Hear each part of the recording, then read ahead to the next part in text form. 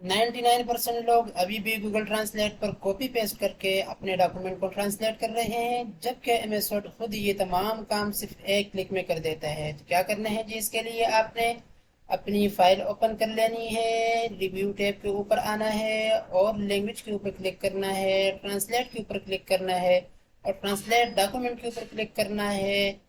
आपके right side के ऊपर जो है ये पैनल ओपन हो जाएगा। यहाँ से आपने लैंग्वेज सेलेक्ट कर लेनी है कि किस लैंग्वेज में आपने ट्रांसलेट करना है। मैं यहाँ लिख देता हूँ जी उर्दू।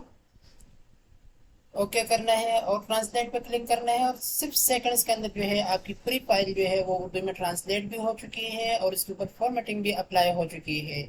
ऐसी ही मजीद टेक्नोलॉजी रिलेटेड वीडियो हासिल करने के लिए HMD सक्सेस एकेडमी को ज़रूर सब्सक्राइब करें ताकि कोई भी ट्रिक आपसे मिस ना हो सके। मिलते हैं जी इंशाल्लाह अगली वीडियो में, तब तक के लिए इजाज़त।